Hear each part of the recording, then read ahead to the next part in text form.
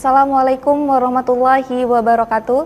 Alhamdulillahirabbil alamin wa bihi nasta'in wa la umuri dunya wadin. Assalatu wassalamu ala asyrofil anbiya'i wal mursalin wa ala alihi wa sahbihi ajmain amma ba'du. Pemirsa Metro TV Lampung, senang sekali rasanya saya Vivi Rahayu kembali menjumpai Anda pada Oase kali ini. Baik sahabat Oase, pada Oase kali ini kita akan membahas tentang dakwah dalam pandangan Al-Quran. Jadi bagaimana sih berkaitan tentang dakwah ini di dalam Al-Quran? Bahwasanya dakwah itu adalah menyeru kepada kebaikan dan menjauhi daripada kemungkaran.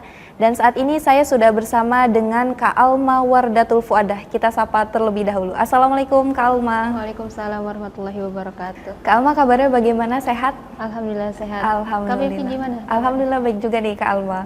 Oke nih, tadi kan sudah saya singgung ya di awal berkaitan tentang judul kita itu dakwah dalam pandangan Al-Quran nih. Yang mana setahu saya dakwah ini adalah menyeru kepada kebaikan dan menjauhi kepada yang kemungkaran, begitu Kak Alma. Dan bagaimana sih gambaran Al-Quran terkait perintah hendaklah ada di antara kamu, yaitu umat yang mengajak kepada kebaikan ini? Silahkan Kak Alma. Baik, sahabat Oase, terkait pertanyaan tadi yang Kak Vivi sampaikan gitu. Gimana sih Al-Quran itu memandang konsep gitu, dalam konsep Al-Quran gimana kita mengajak kepada kebaikan dan juga menyuruh kepada yang ma'ruf serta mencegah pada yang munkar. Kita lihat dalam Quran surat Ali Imran ayat 104 yang mana berbunyi A'udzubillahi minasyaitonirrajim.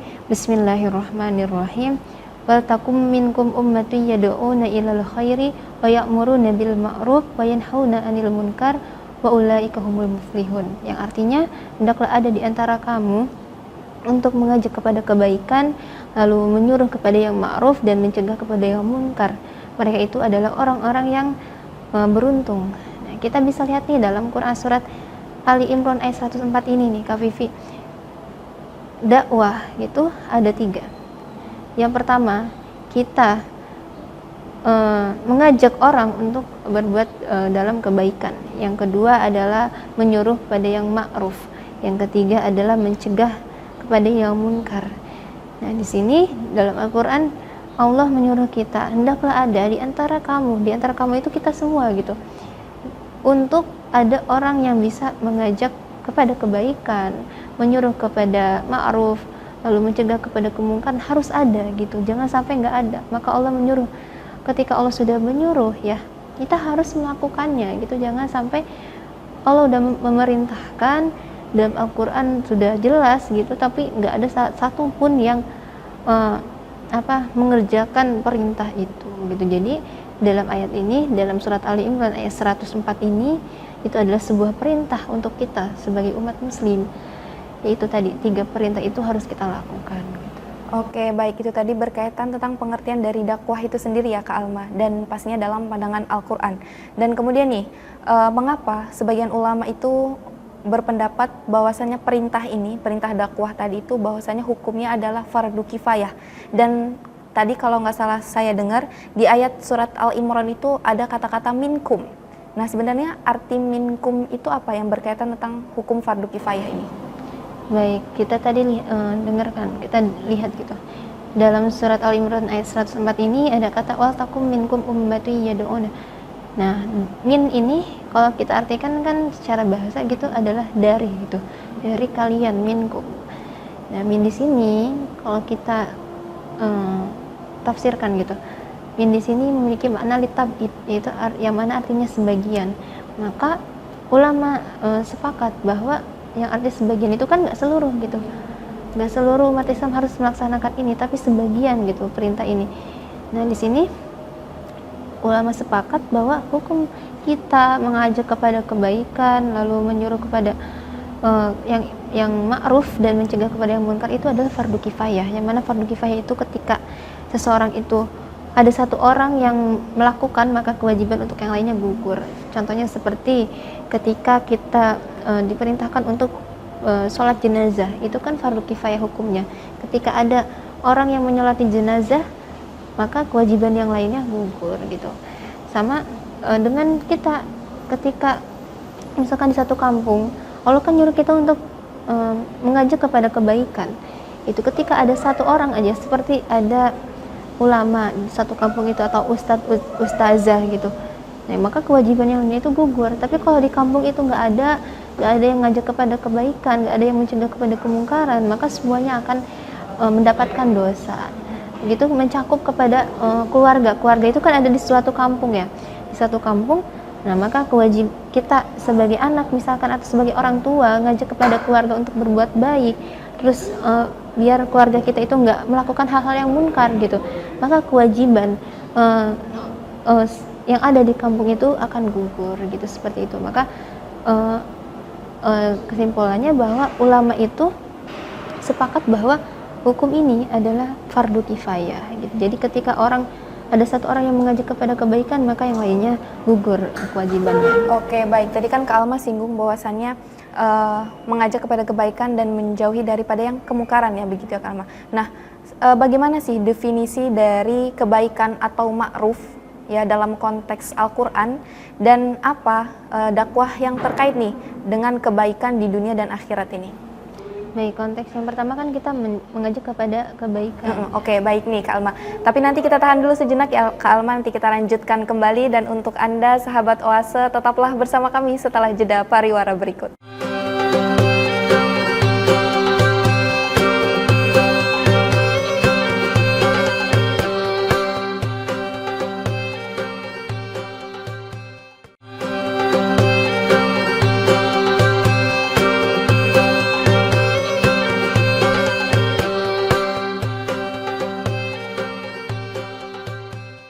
Terima kasih sahabat Oase, Anda masih menyaksikan kami. Kita lanjutkan kembali perbincangan kita bersama dengan Kak Alma Wardatul Fuadah berkaitan tentang dakwah dalam pandangan Al-Quran.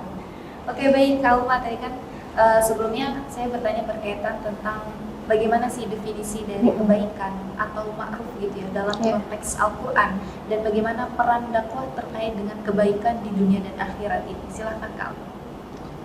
Baik, tadi kan kita sudah tahu ya definisi dari dakwah itu sendiri, terus bagaimana Al-Quran memandang dakwah itu sendiri gitu.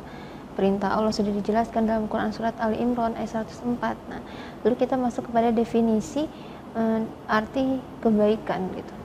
Yang mana kebaikan di sini Allah nyuruh kita untuk mengajak orang untuk ke dalam kebaikan gitu. Nah, kebaikan di sini apa sih arti dari kebaikan itu? Kebaikan itu adalah sesuatu yang di dalamnya itu ada manfaat dan juga kebaikan.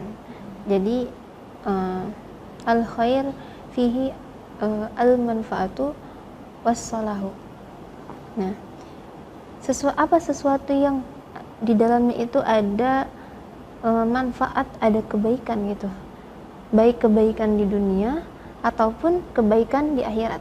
Contoh, kita ngajak orang yang mana itu ada manfaatnya di dunia.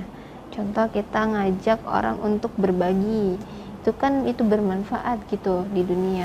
Atau kita ngajak orang untuk bekerja, ayo kita misalkan punya lowongan kerja, ayo kamu kerja aja nih di perusahaan aku gitu kan, itu mengajak orang kepada kebaikan. Atau kita ngajak untuk bisnis bareng gitu, bisa jadi itu ada manfaatnya gitu di dunia. Baik di akhirat contohnya seperti kita ngajak sholat atau kita ngajak sedekah, ayo kita sedekah gitu, seperti kepada orang-orang yang membutuhkan. Atau kita misalkan ngajak apa lagi yang ada unsur kebaikan gitu di dunia dan juga di akhirat. Kita ngajak orang Jumat berkah, itu kan masih banyak kebaikan yang lainnya gitu. Jadi kebaikan itu di situ ada manfaat, ada kebaikan di dalamnya. Itu yang pertama. Jadi tugas kita sebagai umat muslim itu yang mana tadi dihukumi sebagai fardu kifayah, kita itu ngajak orang dalam kebaikan. Bukan berarti itu baik, jangan sampai kita ngajak kebaikan tapi itu nggak ada manfaatnya gitu, nggak ada kebaikan di dalamnya. Tapi kita harus ngajak kepada orang itu untuk berbuat baik, yang mana di dalamnya itu kebaikan itu ada manfaat juga ada kebaikan, baik untuk kita sendiri ataupun untuk orang lain gitu. Jadi itu definisi dari kita mengajak orang untuk berbuat baik gitu. Oh, baik, itu tadi definisi dari kebaikan. Apakah sama dengan ma'ruf? Jadi ma'ruf sama kebaikan itu kebaikan itu kan termasuk sesuatu yang ma'ruf gitu. Jadi definisi ma'ruf itu adalah sesuatu yang dianggap baik oleh syariat Islam dan juga akal. Kan ada sesuatu yang dianggap baik oleh akal tapi menurut syariat enggak baik. Atau sebaliknya, ada yang enggak ada sih. Jadi intinya ma'ruf itu sesuatu itu kata menurut akal diterima, menurut syariat itu diterima. Contohnya kita kan tadi perintah yang kedua, kita itu disuruh untuk menyuruh kepada orang untuk melakukan yang ma'ruf, melakukan hal-hal yang baik. Contoh kita ngajak orang, menyuruh kan, kalau ya'mur itu kan nyuruh orang gitu. Kita misalkan sebagai orang tua nih, misalkan kita harus bisa nyuruh anak kita untuk melakukan yang ma'ruf. Nah, sholat kamu gitu kan merupakan perintah ya. Atau diterima oleh akal juga, kayak mandi juga kan kita nyuruh anak misalkan, nah kamu harus mandi gitu, mandi kamu, kalau nggak mandi nggak dikasih jajan misalkan gitu kan biasanya. Itu kan diterima oleh akal diterima, oh iya kalau nggak mandi ya kita nggak bersih, diterima oleh syariat Islam. Kenapa? Karena Allah itu menyukai kebersihan gitu, karena kebersihan itu kan juga sebagian dari iman. Maka ma'ruf di sini, ma'ruf dalam konteks Islam gitu, itu sesuatu yang emang kebaikan itu bisa diterima oleh akal dan juga syariat, hukum syariat itu disebut ma'ruf. Jadi nggak ada ketika sesuatu yang bisa diterima oleh akal tapi nggak diterima oleh syariat, itu bukan disebut dengan ma'ruf gitu. Jadi yang definisi ma'ruf itu yang tadi saya sebutkan gitu. Jadi itu definisi daripada ma'ruf. Jadi antara kebaikan dan juga ma'ruf itu adalah suatu hal yang berkesinambungan gitu. Ketika kebaikan itu masuk ke dalam hal yang ma'ruf gitu. Oke, baik. Jadi pada intinya kebaikan dan ma'ruf itu adalah terikat gitu ya Kak Alma, berkaitan gitu pada intinya. Dan kemudian nih tadi kan Kak Alma sudah mendefinisikan peran dakwah itu dalam kebaikan di dunia dan akhirat ya. Dan pastinya namanya setiap kebaikan itu kan tidak jauh daripada yang kemungkaran nih. Nah, sebenarnya Al-Qur'an ini mendefinisikan kemungkaran itu bagaimana sih, dan apa peran dakwah dalam menjauhi kemungkaran ini? Jadi tadi kita udah tahu nih definisi daripada ma'ruf. Nah, kan ada istilahnya lawan kata ya. Itu kemunkaran, dari ma'ruf kemungkaran. Jadi munkar itu apa sih? Munkar itu adalah kebalikan dari ma'ruf. Tadi kan kalau ma'ruf itu sesuatu yang dianggap baik oleh syariat dan juga akal. Kalau munkar itu adalah sesuatu yang dianggap buruk oleh syariat dan juga akal. Jadi tadi perintah dalam surat Ali Imran ayat 104 itu bahwa kita disuruh untuk mencegah daripada yang munkar. Kita harus bisa mencegah kemungkaran. Contohnya nih, ketika kita punya teman gitu, teman kita itu misalkan tukang judi, apalagi sekarang lagi marak-maraknya judi online kan. Kita merintah nih kepada teman kita, jangan kamu judi gitu kan, dosa misalkan gitu. Kita sertakan dalilnya bahwa judi itu dilarang, atau juga mencuri, pokoknya sesuatu yang emang dilarang oleh syariat dan juga masuk oleh akal. Kenapa judi itu dilarang? Keterima nggak sama akal? Akal itu nerima nggak judi itu dilarang? Ya diterimalah pasti, karena kalau kita pikir secara akal, judi itu kan suatu hal yang bisa malah merugikan diri kita sendiri. Kalau misalkan kalau menang terus ya kita hoki, tapi kalau kalah kan itu bisa merugikan diri kita sendiri. Maka kenapa syariat melarang kita untuk berjudi? Yaitu tidak diperbolehkan karena dapat merugikan kita juga dan orang lain gitu. Maka itu bisa diterima oleh syariat dan juga akal. Atau kita dilarang untuk mencuri nih, kita nyuruh teman kita yang tukang gosok, kan itu juga dilarang gitu untuk ngegosok. Kan kadang kita menormalisasikan minjem sendal gitu kan, tanpa ngomong ke yang punya teman kita ini, bahkan itu kan kalau temennya nggak ridho itu kan sama aja gitu, nggak boleh, tetap dosa gitu gosok.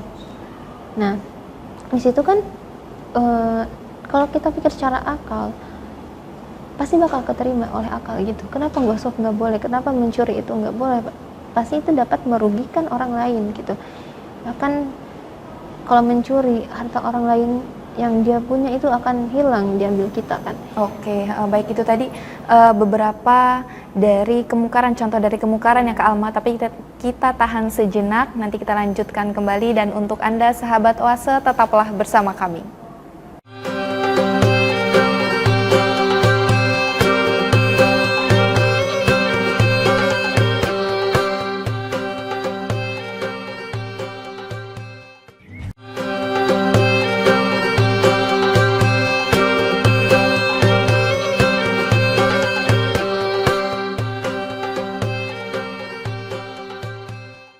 Terima kasih sahabat Oase, Anda masih menyaksikan kami. Kita lanjutkan kembali perbincangan kita bersama dengan Kak Alma Wardatul Fuadah.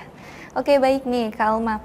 Tadi sebelumnya kita sudah membahas berkaitan tentang kebaikan atau ma'ruf, dan juga tadi terakhir kita membahas yaitu tentang kemungkaran ya.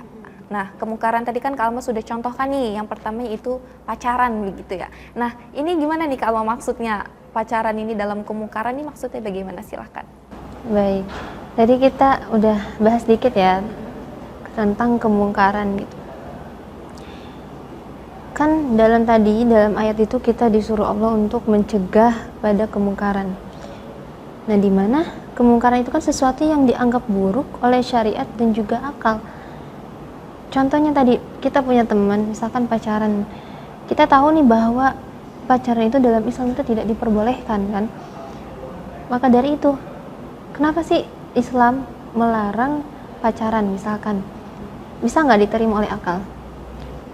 Bisa, karena kalau kita pacaran, kita pikir jangka panjangnya gitu akan mengakibatkan perzinahan gitu kan. Bahkan ada orang yang sampai melakukan hal-hal yang tidak diperbolehkan oleh Islam gitu, diterima oleh syariat. Misalkan emang dalam Al-Quran itu udah jelas, wala taqrabuz zina, jangan mendekati zina gitu. Maka ketika kita misalkan punya teman yang seperti itu gitu, kita bisa untuk ingatin orang, teman kita gitu, jangan kamu pacaran, bahwa dalam Islam itu bla bla bla gitu. Kita tahu dalilnya gitu, kita sebutkan gitu, agar mereka lebih yakin gitu apa yang kita omongin. Atau kemungkaran lainnya, misalkan yang tadi seperti judi ataupun apalagi, pokoknya hal-hal yang emang menurut syariat, menurut akal itu yang nggak masuk gitu dalam syariat, baik dalam akal gitu, itu disebut dengan munkar. Jadi kita sebagai umat muslim terutama gitu, kita diperintah oleh Allah ketika kita melihat kemungkaran baik di dekat kita gitu, yang terdekat lah gitu, usahakan kita untuk bisa mencegahnya gitu. Oke, itu tadi beberapa contoh dari kemungkaran begitu ya Kak Alma. Nah, kemudian nih, tadi kan kita sudah membahas banyak berkaitan tentang kebaikan dan juga kemungkaran atau amal ma'ruf nahi mungkar begitu. Nah, kemudian nih, apa sih syarat-syarat utama bagi kita ingin mengajak orang dalam kebaikan dan menjauhi dari kemungkaran ini? Baik, jadi syarat ketika kita, gimana sih kita itu dakwah yang bisa diterima oleh orang-orang gitu kan. Yang pertama, kita harus mempunyai ilmunya. Kita tahu dalil-dalilnya dalam Al-Quran, kita tahu hadisnya gitu, hadis Nabi, kita tahu sirah nabawiyah, kita tahu sirah Rasyidin. Kenapa kita harus mengetahui itu? Agar ketika kita menyampaikan sebuah kebaikan, ketika kita melarang sebuah kemungkaran, itu bisa diterima oleh orang-orang. Oh, ada dalilnya, oh ada ceritanya. Kita bisa misalkan mencontohkan kepada teman-teman atau kepada masyarakat gitu, bahwa ada pada zaman Nabi, misalkan kita ceritakan kisah Rasulnya, bahwa pada zaman Nabi ini ada loh perintah ini, nuzul Qur'annya apa gitu kan. Jadi ketika kita menyampaikan suatu kebaikan, kita mengajak orang untuk berbuat baik, kita mengajak orang untuk mencegah kepada kemungkaran, mereka percaya gitu bahwa emang ada dalilnya, ada yang menguatkan perkataan kita gitu. Jadi nggak diragukan lagi gitu. Kalau kita misalkan kita nggak punya ilmunya, kita nggak tahu dalilnya, kita nggak tahu hadisnya, kita nggak tahu dalam Al-Quran gitu, orang itu kemungkinan nggak akan percaya sama kita. Bahkan kalau kita ngomong kita nggak tahu dalil, kita nggak tahu hadisnya, kita kalau nasihatin orang katanya kan banyak katanya gitu, nggak jelas kan kalau katanya itu kan. Maka kita perlu ilmu, perlu wawasan terkait ajakan atau kebaikan atau pencegahan yang kita lakukan kepada orang lain gitu. Itu tadi syarat utamanya bagi orang yang apabila ingin mengajak kebaikan gitu ya kepada orang-orang. Selain berilmu, apakah ada lain? Apa memang harus berilmu aja begitu? Nah, Mbak, yang kedua nih, ada syarat yang kedua nih. Yang kedua adalah al-ma'rifah. Jadi apa yang mencakup dengan ma'rifat? Kita mengetahui gitu. Yang pertama, kita mengetahui wawasan budayanya. Yang kedua adalah kita kan kita mengetahui wawasan budaya, terus kita tahu nih tabiat atau karakter orang kaum tersebut gitu. Terus kenapa kita harus tahu kebiasaan atau wawasan budaya? Kenapa kita harus tahu pengetahuan umumnya gitu seputar kaum itu? Karena ketika kita sudah tahu nih, kita sudah tahu karakter orang Lampung kayak gini, karakter orang Padang kayak gini, kita udah tahu nih. Jadi kita akan lebih bisa menyesuaikan ketika kita mengajak orang. Kadang kan ada orang yang misalkan kalau kita ngajak dengan tabiat kita sendiri gitu tanpa memikirkan karakter orang lain, itu akan sulit untuk diterima. Tapi kalau kita sudah bisa menyesuaikan, misalkan kita tahu nih karakter orang Lampung kayak gini, jadi kita harus bisa menyesuaikan ketika kita mengajak gitu. Lalu yang ketiga adalah kita tahu bahasa kaum tersebut. Kenapa kita harus tahu? Ya tujuannya sama kayak yang tadi, kita tahu wawasan budaya mereka agar mudah diterima. Contoh, ketika kita ingin berdakwah, karena pendakwah itu dai-dai gitu kan kadang suka sana sini gitu berdakwahnya, nggak melulu di satu kampung gitu, pasti ada yang keluar kota, ada yang bahkan keluar negeri kan gitu. Maka ketika kita menjadi seorang pendakwah, kita harus tahu nih bahasa kaum tersebut. Paling tidak nggak apa-apa nggak lancar gitu, tapi kita tahu apa yang sering diucapkan, apa yang kalau bahasa kitanya yang viral gitu, bahasa viralnya apa gitu. Contoh, kita jangan sampai egois, kita pengen bahasa kita sendiri, kita cuma bisa misalkan bahasa Sunda saja, terus kita dakwah ke Jawa. Kita masa mau dakwah pakai bahasa Sunda di Jawa, kan nggak bakalan nggak bakalan mudeng juga orang yang dengerinnya gitu. Maka kita harus sedikit-sedikit gitu belajar bahasa. Kita targetin nih, misalkan kita mau dakwah di mana aja, terus kita pelajari itu bahasanya agar mudah untuk diterima. Lalu yang terakhir adalah syarat agar dakwah kita diterima itu adalah kita itu menyuruh untuk berbuat baik dengan kebaikan dan mencegah melarang kemungkaran dengan kebaikan. Oke, baik. Itu tadi beberapa syarat dari apabila orang ini ingin mengajak kepada kebaikan begitu ya Kak Alma. Terima kasih nih Kak Alma untuk perbincangannya kita pada hari ini. Mudah-mudahan juga bermanfaat untuk sahabat Oase dimanapun berada. Dan usai sudah perjumpaan kita pada Oase kali ini, saatnya saya Vivi Rahayu pamit. Terima kasih. Wassalamualaikum warahmatullahi wabarakatuh.